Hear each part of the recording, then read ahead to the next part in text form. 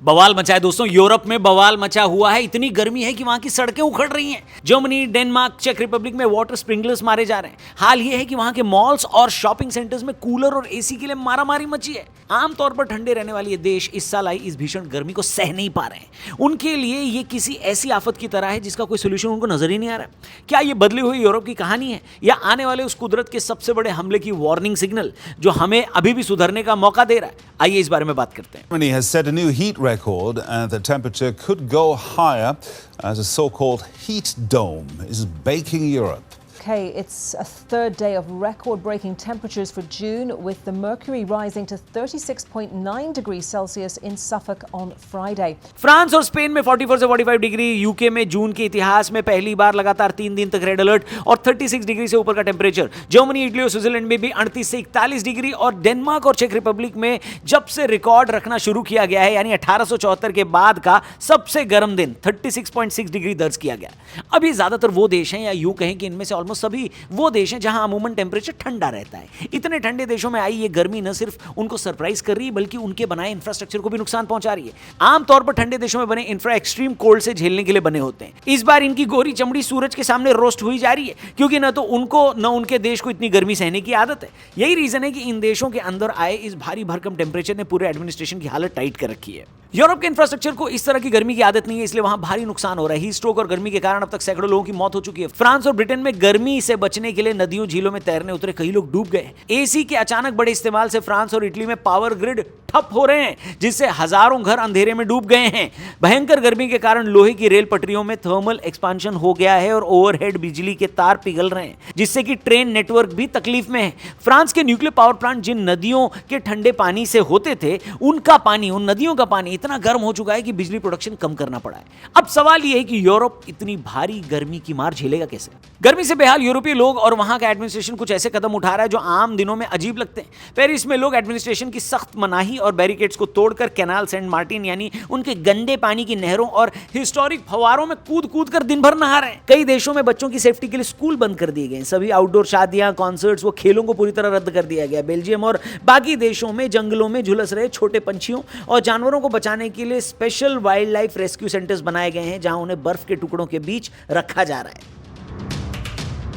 France के नैंटिस शहर में स्कूलों की खिड़कियों पर ब्लैंक डी म्यूडन नाम का एक चॉक बेस्ड सफेद पाउडर पानी में मिलाकर पोता जा रहा है। यह अतरंगी देसी जुगाड़ सूरज की रोशनी और तपिश को वापस रिफ्लेक्ट कर देता है जिससे बिना एसी के भी क्लासरूम का टेम्परेचर कम हो जाता है। मजे की बात यह है कि इस चीज को यूरोप वाले क्लेवर डिजाइन सोल्यूशन बोल रहे हैं। भाई हमारे इंडिया में यह काम कई गांवों में होता है, देहातों में होता है। माएं अपने घर में ये काम कर देती हैं। ये लोग शायद राजस्थान के उन शहरों में नहीं गए जहां पर शहरों की छत अभी भी ब्लू होती है, यानी इन नीले छतों और नीले घरों के चलते घर का टेम्परेचर मेंटेन रहता है क्योंकि राजस्थान में जनरली गर्मी ज्यादा होती है। इसलिए इस चीज को वहां पर यानी राजस्थान जैसे राज्य में लोग सदियों से फॉलो कर रहे हैं। और हमारे यहां भी इतने सारे रीजन्स हैं जहां पर गोबर के उपले मिट्टी और कंक्रीट घरों के बाहर लगाए ही इसलिए जाते थे ताकि अंदर का टेम्परेचर ठंडा रहे। गोरों को अब पता चल रहा है, बताइए। पेरिस में लोग गर्मी से बचने के लिए वहां के पॉपुलर आइकिया फर्नीचर स्टोर के शोरूम में रेफ्यूज ले रहे हैं। चूंकि यूरोप के ज्यादातर घरों में एसी नहीं होते, लोग इस बड़े एयर कंडीशनर स्टोर के अंदर जाकर वहां डिस्प्ले पर रखे गए बेड, सोफों और आराम कुर्सियों पर घंटों सोकर या बैठकर अपनी दोपहर काट रहे हैं। जर्मनी में भीषण गर्मी के कारण जो डामर की सड़कें वो पिघल रही हैं और हाईवे की मोटरवे पट्टियां टूटकर ऊपर की तरफ उठ रही हैं। इससे निपटने के लिए एडमिनिस्ट्रेशन ने सर्दियों में सड़क से बर्फ पिघलाने वाले सॉल्ट ट्रकों को काम पर लगाया है जो अब बर्फ की जगह सड़कों पर लगातार पानी का छिड़काव कर रहे हैं ताकि डामर को पिघलने से बचाया जा सके। सोचिए अगर हमारे देश में ऐसा कुछ हो गया होता तो यहाँ के कुछ लोग यही कहते कि देखो मोदी ने सारा अंबानी अडानी को बेच दिया है ना, इसीलिए ये सारी सड़कें उखड़ रही हैं और ये इंफ्रास्ट्रक्चर खराब हो रहा है। बताइए। एम्स्टर्डम और पेरिस जैसे शहरों में लोग अपने घरों की खिड़कियों के शीशों के बाहर की तरफ एल्यूमिनियम वाले चमकीले सर्वाइवल ब्लैंकेट और भारी कंबल टांग रहे हैं। पेरिस एडमिनिस्ट्रेशन ने भीषण गर्मी के दौरान पब्लिक प्लेसेस और पार्कों में शराब पीने पर भी पूरी तरह से पाबंदी लगा दी है। एडमिनिस्ट्रेशन का मानना है कि शराब पीने से शरीर तेजी से डिहाइड्रेट होता है और लोग मदहोश होकर गर्मी का अंदाजा नहीं लगा पाते जिससे हीट स्ट्रोक का खतरा बढ़ जाता है, तबीयत खराब भी हो सकती है और लोगों की मौत भी हो सकती है। इटली के बायो पार्कों, चिड़ियाघरों में जिराफ, बंदरों और भालू जैसे जानवरों को गर्मी से बचाने के लिए तरबूज, सेब और अन्य फलों को पानी के साथ मिलाकर बड़े बड़े बर्फ की सिल्लियों में जमा दिया गया है। पेरिस ने पूरे शहर में 1400 से अधिक कूलिंग आइलैंड्स का एक डिजिटल मैप तैयार किया है। इसमें शहर के हिस्टोरिक चर्च जो पत्थरों के कारण ठंडे रहते हैं, अंडरग्राउंड म्यूजियम और घने पेड़ों वाले हिस्से शामिल हैं। लोग मोबाइल ऐप देखकर अपने सबसे नजदीकी ठंडे द्वीप की तरफ भाग रहे हैं। नीदरलैंड में भी कई जगहों पर पब्लिक बस स्टॉप की छतों को छोटे छोटे बगीचों में बदल दिया गया है। ये पौधे न सिर्फ बारिश का पानी रोकते हैं बल्कि कंक्रीट के बस शेल्टर के टेम्परेचर को नॉर्मल से कई डिग्री कम रखते हैं ताकि बस का इंतजार कर रहे यात्री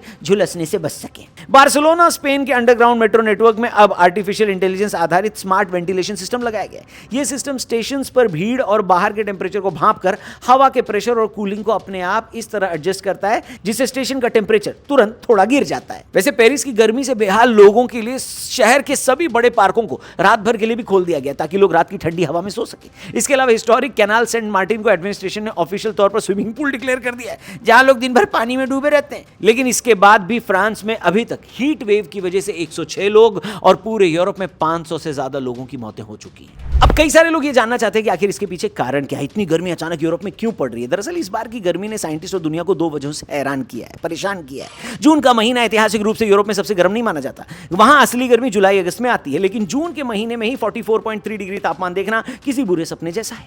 वहीं ट्रॉपिकल नाइट्स यानी कि रात का तापमान भी 26 डिग्री से नीचे नहीं गिर रहा। यूरोप के घरों में आमतौर पर हीटर होते हैं, इसलिए रात में भी घरों के अंदर लोग तप रहे हैं। साइंटिस्ट का कहना है कि इंसानी एक्टिविटीज के बिना जून में ऐसी गर्मी पड़ना असंभव था।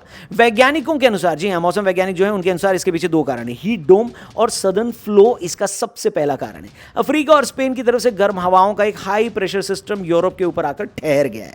ये हीट डोम गर्म हवा को बाहर नहीं निकलने दे रहा है और उसे नीचे की तरफ दबा रहा है, जिससे हवा लगातार और गर्म होती जा रही है। दूसरा बड़ा कारण है क्लाइमेट चेंज, जहां ग्लोबल वार्मिंग बढ़ने के कारण यूरोप का बेस लाइन मौसम बदल चुका है। अब जब भी वहां नॉर्मल गर्मी की हवाएं चलती हैं तो वे ग्लोबल वार्मिंग के कारण 3 से 4 गुना ज्यादा खतरनाक और जानलेवा रूप ले लेती हैं। पर दोस्तों मैं क्या ही कहूं, यूरोप को वही मिल रहा है जो इसने सैकड़ों सालों से बाकी दुनिया को दिया है? क्या बात कर रहे हैं? आज जब हम ग्लोबल वार्मिंग और क्लाइमेट चेंज की बात करते हैं तो अक्सर उंगलियां चीन या अमेरिका की तरफ उठती हैं, लेकिन ऐतिहासिक रूप से देखा जाए तो अर्थ के एटमॉस्फेयर को इस भट्टी में झोंकने की शुरुआत और सबसे बड़ा रोल यूरोप का ही तो रहा है। ग्लोबल वार्मिंग की असली कहानी 18वीं सदी के अंत में ब्रिटेन और यूरोप से शुरू हुई। यूरोप ने ही दुनिया को कोयला जलाकर भाप के इंजन और मशीनें चलाना सिखाया।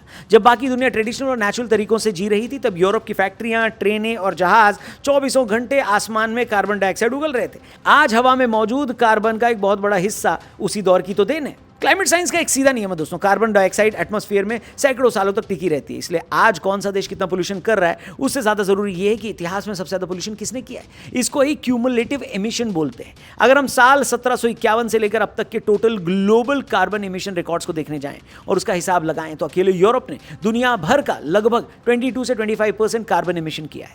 यह हिस्सेदारी पूरे अफ्रीकी महाद्वीप और लैटिन अमेरिका के टोटल हिस्टोरिक एमिशन से कई गुना ज्यादा बड़ी है। यूरोप के देशों जैसे ब्रिटेन, फ्रांस, स्पेन, पुर्तगाल और डच ने दुनिया के एक बड़े हिस्से पर राज किया। अपने इस कॉलोनियल काल के दौरान उन्होंने न सिर्फ अपने जंगलों को साफ किया बल्कि एशिया, अफ्रीका और अमेरिका के बड़े नेचुरल जंगलों को भी काटा। जहाजों को बनाने, रेलवे लाइन बिछाने, कैश क्रॉप्स की खेती के लिए करोड़ों पेड़ों को काटा गया।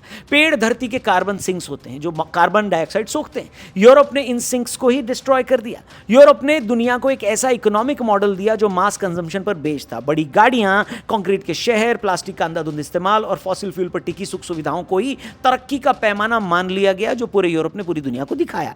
आज पूरी दुनिया उसी यूरोपीय और पश्चिमी मॉडल की नकल कर रही है जिससे ग्लोबल एमिशन लगातार बढ़ता जा रहा है। पर आयरनी देखिए, इतिहास में सबसे ज्यादा पोल्यूशन फैलाने वाले यूरोप ने खुद को ठंडे मौसम के हिसाब से ढाला था, लेकिन आज नेचर का साइकिल ऐसा घुमा है, चक्का ऐसा घुमा है, पहिया ऐसा घुमा है कि वही historic carbon emission heat dome बनकर यूरोप के ऊपर बैठ गया है और उनके पास इस गर्मी से बचने के लिए कोई बुनियादी ढांचा तक नहीं है। दोस्तों ज्यादा पीछे नहीं जाते, बस 10 सालों की बात करते हैं। साल 2016 से 26 के बीच धरती ने कई ऐसी वार्निंग्स दी हैं जिसे ह्यूमन रेस ने ठुकराया है। अंटार्कटिका के थॉइट्स ग्लेशियर को डूम्सडे ग्लेशियर कहा जाता है क्योंकि ये ब्रिटेन के आकार जितना बड़ा है। वैज्ञानिकों का मानना था कि इतने बड़े ग्लेशियर को पूरी तरह से पिघलने में कई सदियां लगेंगी। पिछले कुछ सालों में सैटेलाइट और अंडर वाटर रोबोट्स ने जो देखा उसने दुनिया को डरा दिया। समुद्र का गर्म पानी इस ग्लेशियर के नीचे दरारें बनाकर इसे अंदर से खोखला कर रहा है। साइंटिस्ट ने वार्निंग दी है कि यह ग्लेशियर अब किसी भी समय टूटकर समुद्र में गिर सकता है। अगर ऐसा हुआ तो ग्लोबल सी लेवल आधा मीटर यानी लगभग 2 फीट तक बढ़ जाएगा, जिससे मुंबई, न्यूयॉर्क, लंदन और वेनिस जैसे दुनिया के दर्जनों बड़े कोस्टल शहर डूब सकते हैं। यह एक ऐसा सर्वनाश है जो हमारी सोच से 100 गुना तेजी से आगे बढ़ रहा है। इसके अलावा अमेज़न के जंगलों को सदियों से लंग्स ऑफ द अर्थ कहा जाता है। उनका काम था इंसानों द्वारा फैलाए गए प्रदूषण और कार्बन डाइऑक्साइड को सोखना और दुनिया को 20% ऑक्सीजन देना। यह माना जाता था कि ये घने गीले जंगल हमेशा धरती को बचाए रखेंगे। अंधाधुंध कटाई, जंगलों में लगाई जा रही आग और ग्लोबल वार्मिंग के कारण ये जंगलों का एक बड़ा हिस्सा अब सूख रहा है। यूरोप की राइन पो और लोआर जैसी नदियां वहां की इकोनॉमी और लाइफस्टाइल का हिस्सा हैं। इतिहास में कभी ऐसा नहीं हुआ था कि ये नदियां पूरी तरह सूख जाएं या इतनी कम हो जाएं कि उनमें जहाज चलना बंद हो जाए। पिछले कुछ सालों की गर्मियों में इन नदियों का वाटर लेवल इतना गिर गया कि सदियों पहले पानी में डूबे हंगर स्टोन्स बाहर निकल आए। इन पत्थरों पर पुराने जमाने के लोगों ने नक्काशी करके लिखा था कि अगर तुम मुझे देख पा रहे हो तो रोना शुरू कर दो।